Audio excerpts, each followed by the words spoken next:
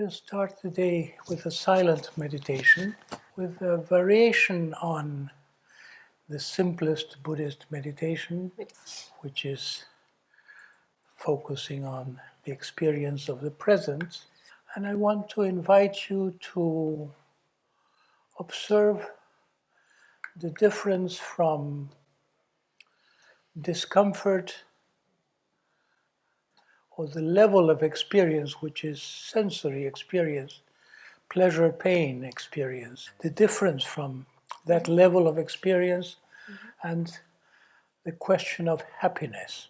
One thing is to experience pain, the other is to be unhappy. Pleasure is not the same as happiness. Pain is, according to Buddhism, a given of life, inseparable from life.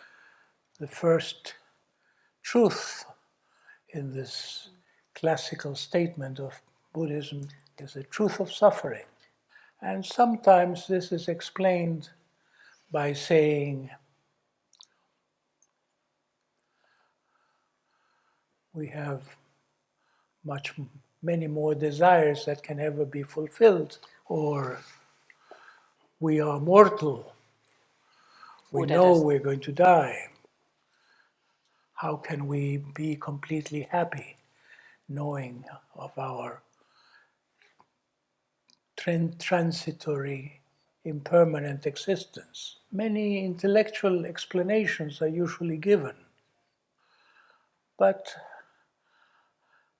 the word suffering in Buddhism, dukkha, doesn't really mean suffering. It's better translated as insatisfaction.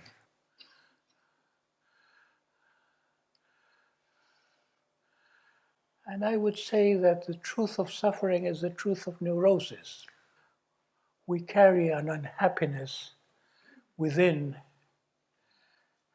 because we somehow know we are fallen. The Buddhist path claims to bring us out of fallenness, out of samsara, as it is called, into a blissful condition. But it would be wrong to say that it's a path that does away with suffering. It's more like finding another way, another attitude in the face of suffering. It is as it happens in our ripening, generally. The more we go into our pain, the more we are able to transcend it. So there are people who have pain in their bodies, and it doesn't take away from their happy attitude. There are people who have lots of family problems and still can smile. I think we can be inspired by Mozart, because Mozart had a very unhappy life, but we might say that his legacy was a spirit of tenderness no matter what. Mozart was famous for his allegros, but even when he is not composing an allegro, there's a pervasive loving attitude, as if he is giving others the gift of a lightness of spirit. He was an exploited child. Yeah. Apparently, he had a wonderful childhood because he visited all the royal courts. But he was used by his family to make money. And he had no other time for play than playing the piano or other instruments. He was never able to get a job, at least not in Salzburg, where he was born.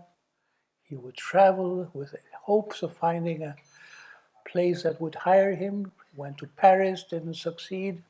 Only very late in life he was successful in Prague. He didn't have a happy marriage. It has been imagined that perhaps he was poisoned by his wife. She didn't come to his funeral. Only a sister of his wife came, and I think one more person. It is not known where he was buried. His, his children suffered from ill health. One died, and Mozart always smiles. How did he learn this? It seems he was born with this gift.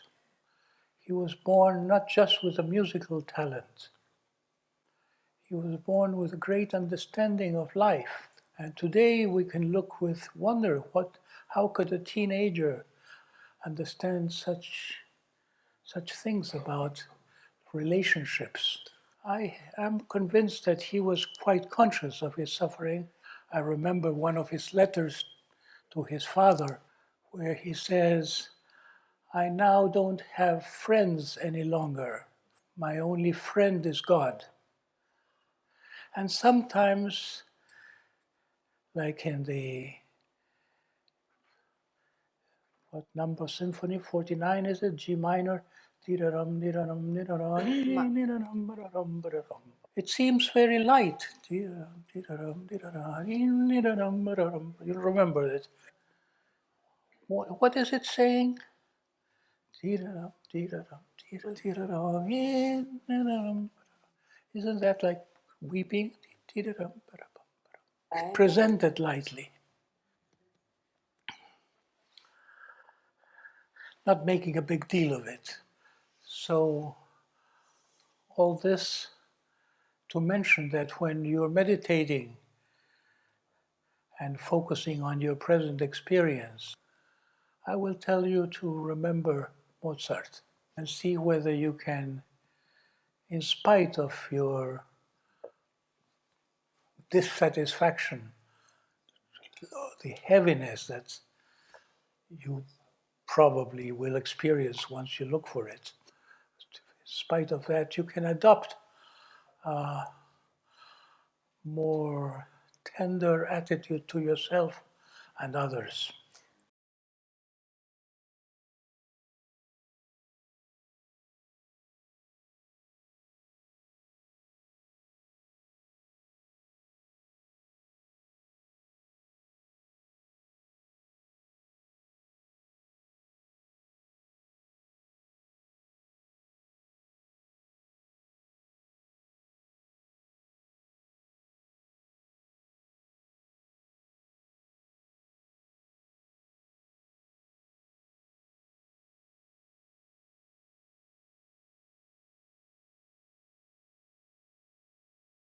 So we might begin as traditionally in Buddhist meditation by this gesture, which is of getting out of the way before something bigger than we are. And then we close our eyes. And let's begin now meditating by following the instruction of just allowing ourselves to be in peace.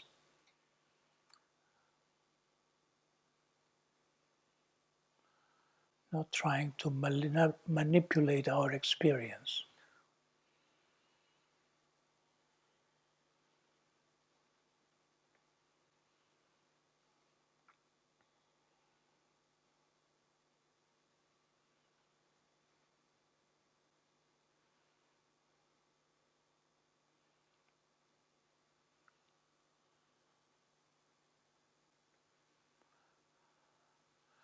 We just let ourselves be,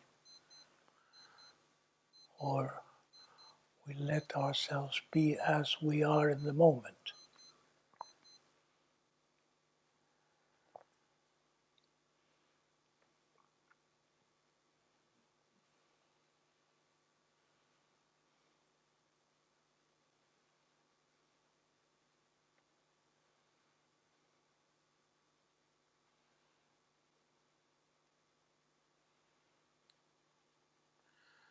And with every breath, we renew this observation as if we are taking snapshots of ourselves.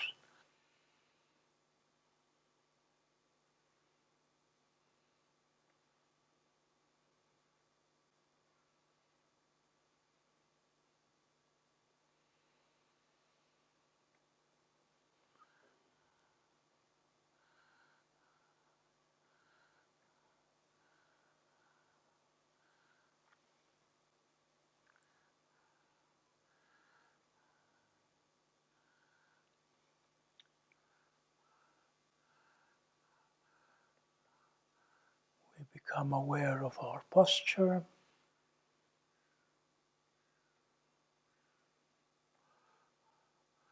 and then of the feeling state expressed by that posture.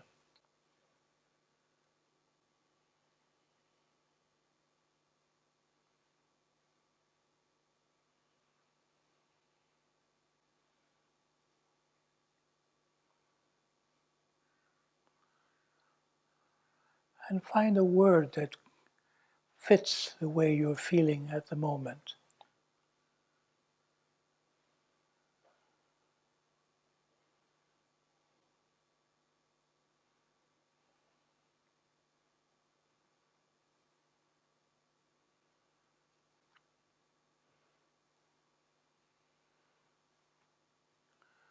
Perhaps you feel good about by coming home into yourself.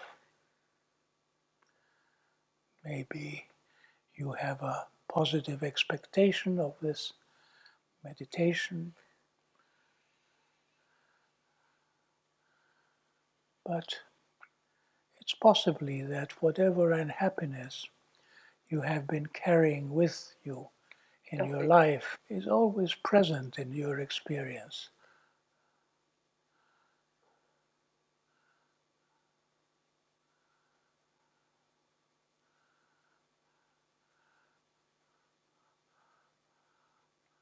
Whatever is unfinished about your life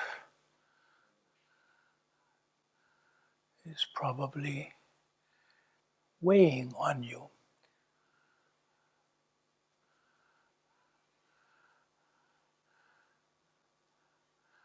And you surely will be able to detect not just physical discomfort and not just psychological, but existential suffering, some intuition of being in the dark, a thirst for more.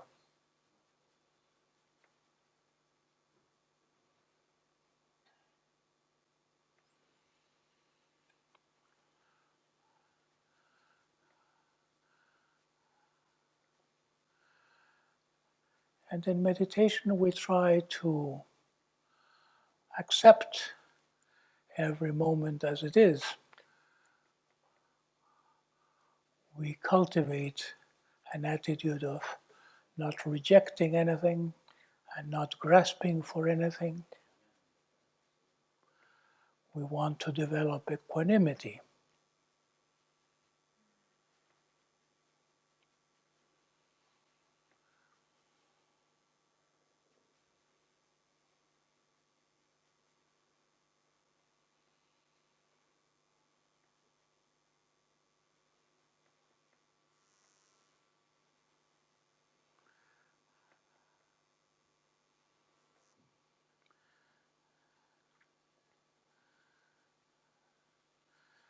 The more we develop equanimity, it's possible that more of our suffering wells up, makes itself present, as if it were an occasion for it to be digested.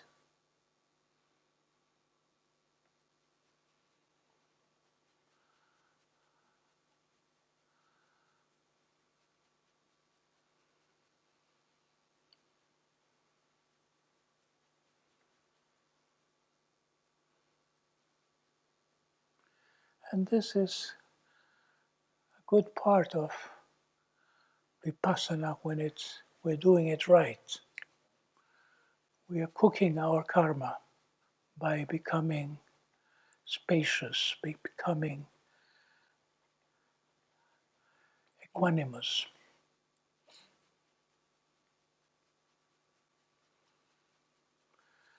Now I'll invite you to carefully open your eyes without distracting yourselves from what you're doing, just letting visual impressions come in, and allow ourselves to continue being aware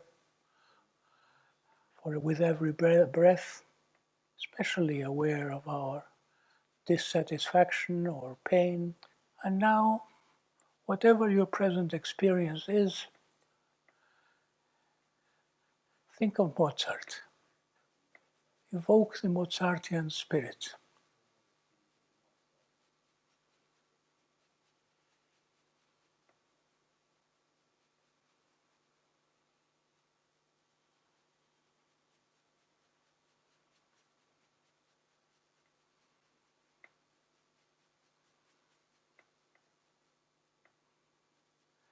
See whether you can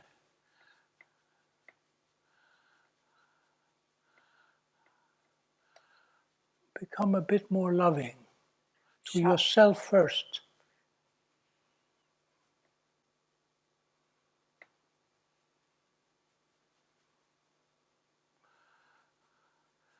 You have nothing to lose. You can continue having your normal experience, and yet you can look at your ordinary experience from a Mozartian's level, so to say. And now you will hear some Mozart, some happy Mozart, and I invite you to become Mozart-like without denying whatever your experience of the moment is. Just looking at everything from a Mozartian perspective.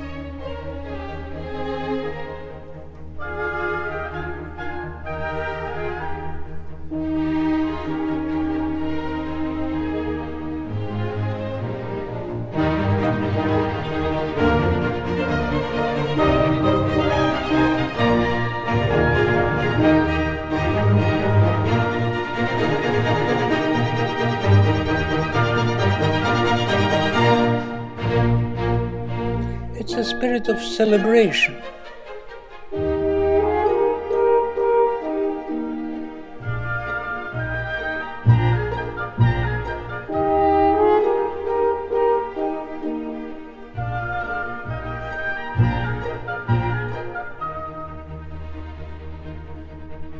It's a kind of unconditional enjoyment.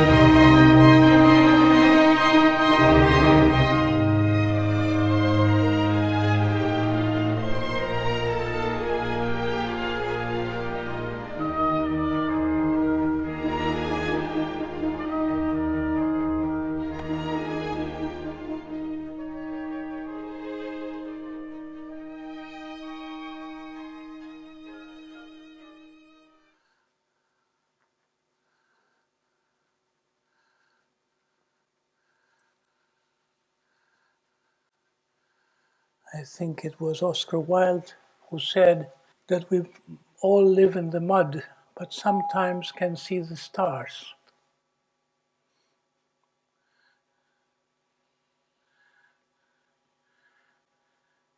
Sometimes we can imagine something heavenly.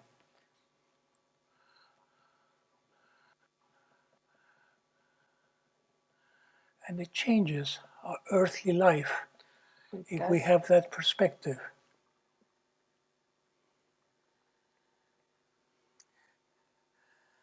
Now I will invite you to listen to more happy Mozart, but in a spirit of a Mozart communion, becoming Mozart-like with eyes open, so we reinforce each other, allowing ourselves to become more smiling when it happens.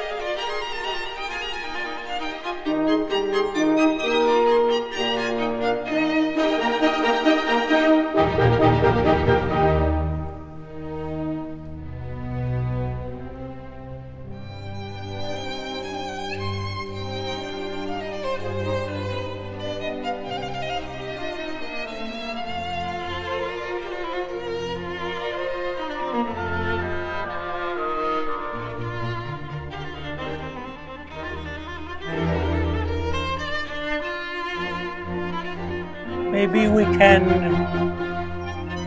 radiate the Mozartian spirit through our gaze.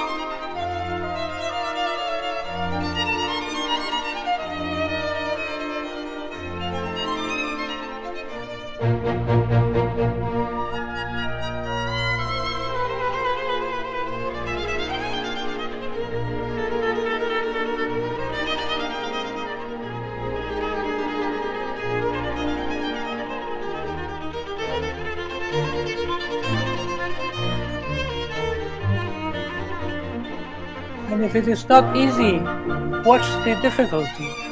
What gets in the way?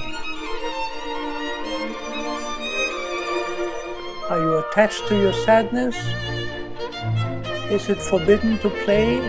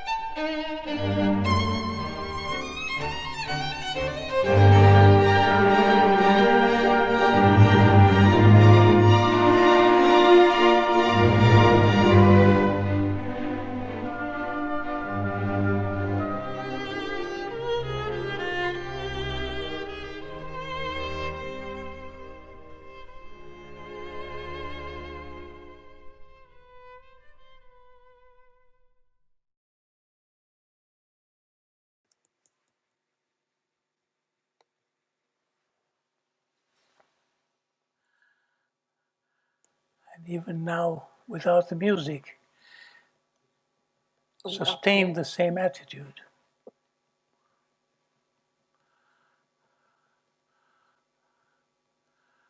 While still including awareness of the moment in your lower self, so to say.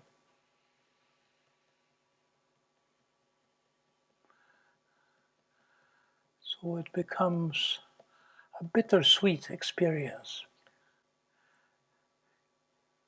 You include your sense of incompleteness, your unfinishedness, but with this attitude of smiling abundance, with a generosity of radiating this